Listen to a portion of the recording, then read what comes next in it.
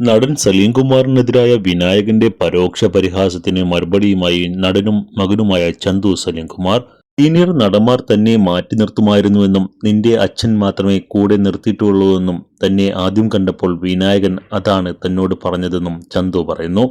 വിനായകൻ എന്നെ ആദ്യം കണ്ടപ്പോൾ എന്നോട് പറഞ്ഞൊരു കാര്യമുണ്ട്.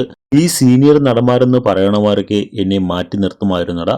നിന്റെ അച്ഛനില്ലേ, അയാൾ മാത്രമേ എന്നെ കൂടെ നിർത്തിയിട്ടുള്ളൂ. അതാണടാ അയാളുടെ ക്വാളിറ്റി എന്നാണ്. ഇതേ ആൾ തന്നെയാണ് ഇതും പറയുന്നത്.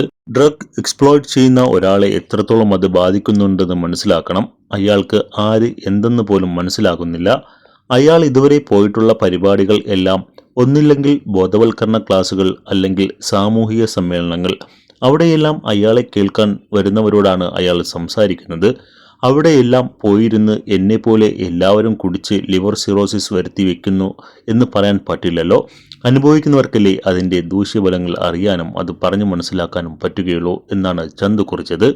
മദ്യം മൂലം ആരോഗ്യം നശിച്ചവർ പോലും പൊതുവേദിയിൽ വന്ന് യുവതീ-യുവാക്കളെ ഉപദേശിക്കുകയാണെന്നാണ് കഴിഞ്ഞ ദിവസം വിനായകൻ ഫേസ്ബുക്കിൽ കുറിച്ചത്. നടൻ സലീം കുമാറിനെതിരെയാണ് വിനായകൻ ഫേസ്ബുക്കിൽ കുറിച്ചത്. നടൻ സലീം കുമാറിനെതിരെയാണ് വിനായകൻ പോസ്റ്റിലൂടെ ലക്ഷ്യം വെച്ച് എന്നായിരുന്നു ആരാധകരുടെ കണ്ടെത്തൽ.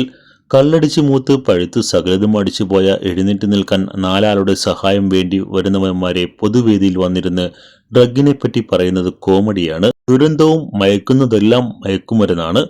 കള്ളാണേലും കഞ്ചാവാണേലും പെണ്ണാണേലും സ്വന്തമായി പൊങ്ങാനാവാതെ മറ്റുള്ളവരുടെ തോളിൽ തൂങ്ങി പൊതുവേദികളിൽ വന്നിരുന്ന് ടെക്നോളജിയെക്കുറിച്ച് ഒന്നും അറിയാത്ത നീയാണോ യുവതീ യുവാക്കളെ ഉപദേശിക്കുന്നത്?